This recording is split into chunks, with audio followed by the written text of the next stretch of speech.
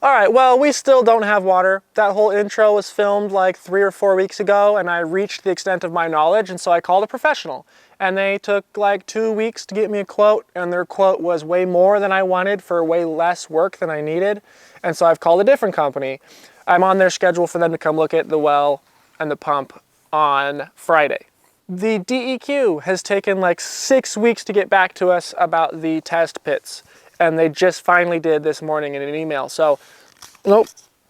When I finished my last video, I did not think it was going to be 5 or 6 weeks before I could finish another video. There's just been a whole lot of nothing worth documenting. So while we wait for the well professionals and the septic system, we are still moving along on the tiny home. I put a skylight in, I put a new window in, we got a mini split unit. I framed up the girls with their own little like loft bunk bed. We bought a fridge and a stove. I put a bunch of new outlets in it. We're insulating it and sheetrocking it, and it's turning out great. We brought the travel trailer up here, but without proper hookups for the septic or the water, we tried living in the tiny home and we used the trailer for storage, and that ended up being a terrible idea.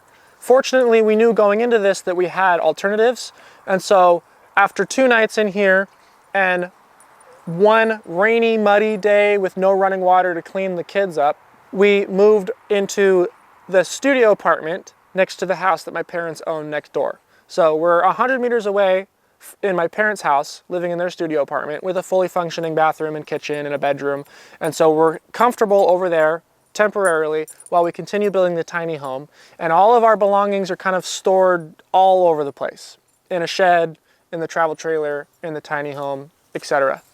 So that was like 2 weeks moving all of our stuff up here, which was about as much work as I expected, but a lot more work than I had hoped. We still don't have internet, which made it extremely difficult when some random person hijacked my Gmail account and condemned my YouTube channel.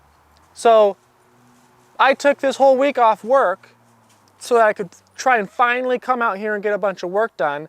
And Monday afternoon, my phone alerts me that I've been signed out of my Gmail. I haven't signed out of Gmail. Long story short, someone else signed me out of my Gmail. They were live streaming a cryptocurrency thing on my YouTube page. They had privated all my videos, changed all my security information, and I spent the 20 hours after that talking with both Google and YouTube to try to reclaim my online identity. That was super fun. That was something I would totally recommend, and I would do it again in a heartbeat. So Monday and Tuesday morning was a bust, and we still don't have internet. But that whole scenario inspired me to do this monologue to catch you guys up, because if you saw that and you were like, why is Travis trying to push cryptocurrencies? I'm not. On the bright side, we got ducks. Oh, hi, ducky. Let's put him in here. This one's my favorite. That one's your favorite? Okay, go put her in.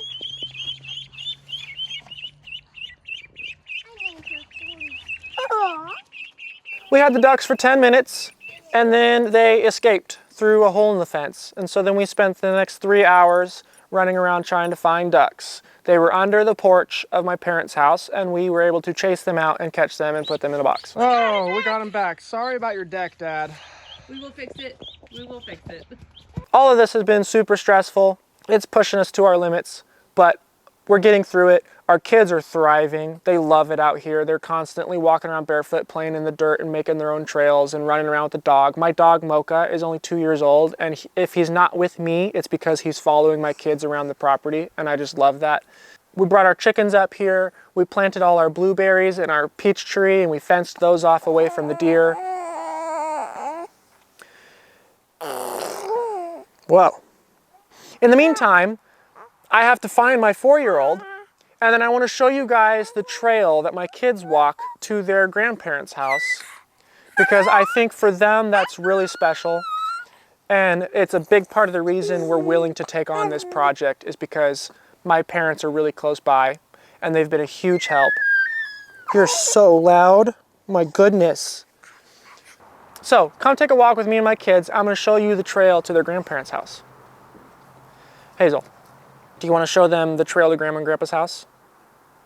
Come here. And then which way is it? To Grandma and Grandpa's house. That way? Should we go? Where's Lizzie? We're up there. Over there are the steps. We're not there yet.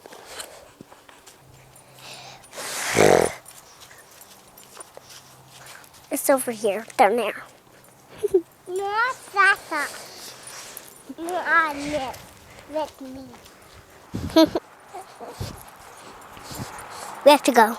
We have to go to Grandma's house and go stay by that fence and wait for my dad and look at her house.